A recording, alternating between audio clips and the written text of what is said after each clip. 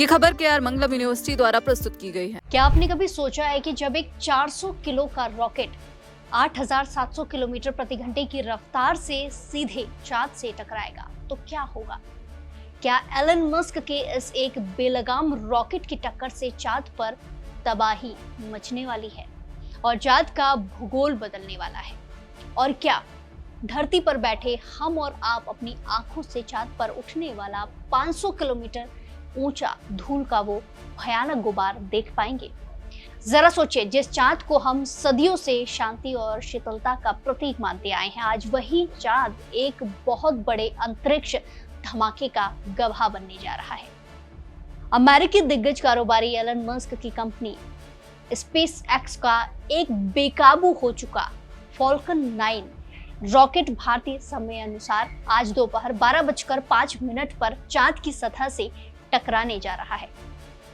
ये कोई छोटी मोटी टक्कर नहीं होने वाली है, बल्कि एक ऐसा जोरदार धमाका होने वाला है जिसे विज्ञान की दुनिया में सालों तक याद रखा जाएगा। पूरी कहानी को ध्यान से समझिए। दरअसल जनवरी 2025 में अमेरिका और जापान ने मिलकर एक जॉइंट मून मिशन लॉन्च किया था। इस मिशन का मकसद चांद पर 2 लैंडर और वैज्ञानिक उपकरण भेजना था।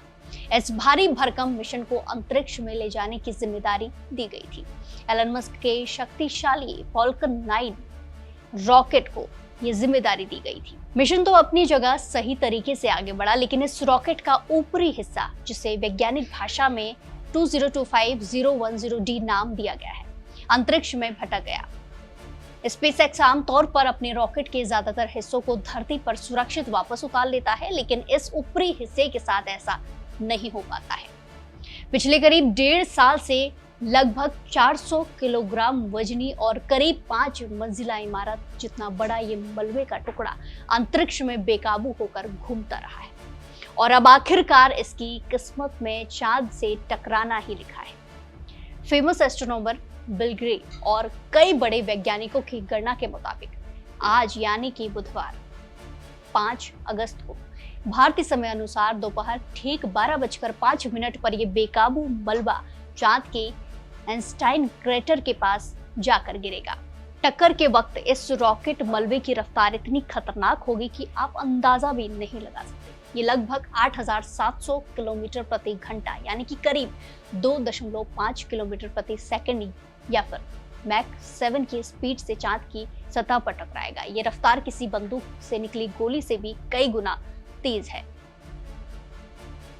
अब आप में से बहुत से लोग सोच रहे होंगे कि क्या हम इसे अपनी खुली आंखों से देख पाएंगे?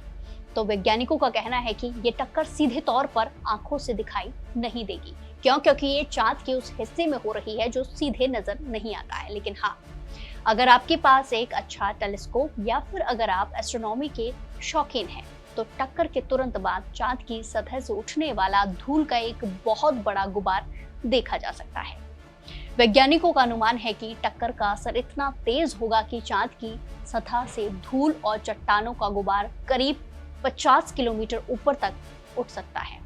जब ये भयंकर मलबा चांद से टकराएगा तो वहां लगभग 17 मीटर व्यास यानी कि चौड़ा एक नया गड्ढा यानी क्रेटर बन जाएगा। अब सवाल ये उठता है कि क्या इस टक्कर से चांद को कोई बड़ा नुकसान होगा या क्या ऐसे हमारी धरती पर कोई खतरा है?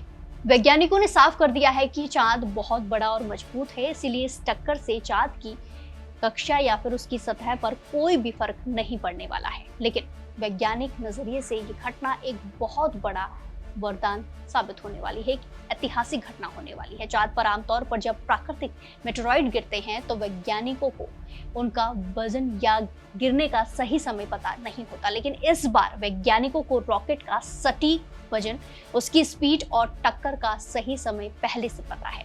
ऐसे दुनिया भर के अंतरिक्ष वैज्ञानिक ये अध्ययन कर पाएंगे कि जब कोई भारी चीज इतनी तेज रफ्तार से चांद से टकराती है तो चांद की अंदरूनी सतह पर क्या कुछ असर पड़ता है। इसके अलावा ये घटना अंतरिक्ष में फैले कचरे यानी कि स्पेस डेब्री को लेकर भी एक बहुत बड़ी चेतावनी है कि अगर हमने बेकाबू मलबे पर लगाम नहीं लगाया तो भविष्य के स्पेस मिशन के लिए खतरा कितना बढ़ सकता है।